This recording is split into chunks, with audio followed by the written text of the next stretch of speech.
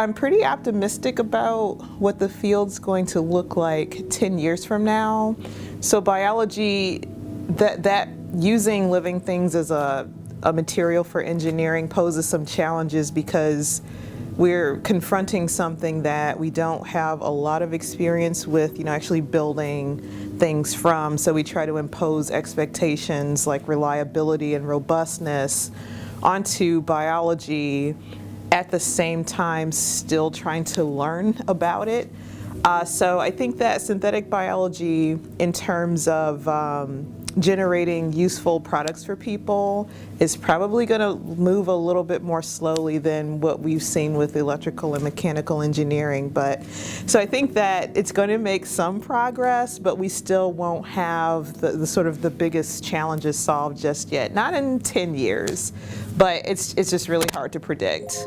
Synthetic DNA will be a lot cheaper than it is today and that it has become, and that should tremendously accelerate the design, build and test cycle in synthetic biology and accelerate the field as a whole.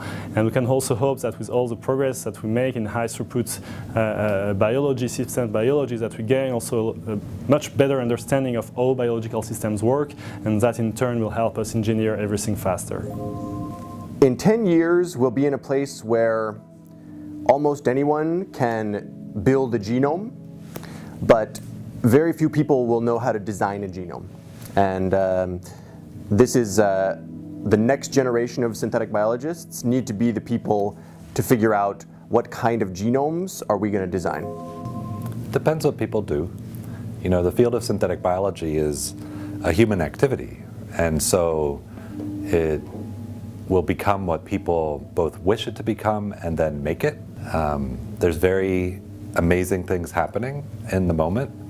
It's 2017, so you can look back 15 years and see what's changed.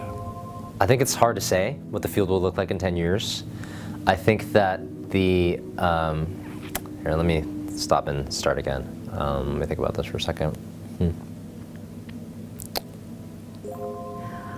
I think the field will look like whatever people decide to make of it. I see a lot of excitement about how we can incorporate diversity and evolution more centrally within our approaches and how we engineer biology. I see excitement about making the field increasingly more accessible and bringing in a greater diversity of voices and bringing in more tools and platforms. And I see increasingly reflective approaches to understanding how biotechnology can be responsive to social concerns and hopes. So my hope is also that synthetic biology will serve as an inspiration for other fields about the power of an engineering science approach about making. And so I think it will grow, it will diversify, it will evolve, and hopefully will involve many more people in many more places around the world. It's really hard to tell what the field's going to look like in 10 years. It's much better to talk about what the field's going to look like in 20 or 30 years. In 20 or 30 years, we'll become much more fluent at molecules and matter. We'll learn how to make drugs with cells, we'll learn how to make materials with cells, concrete with cells, food with cells, everything with cells.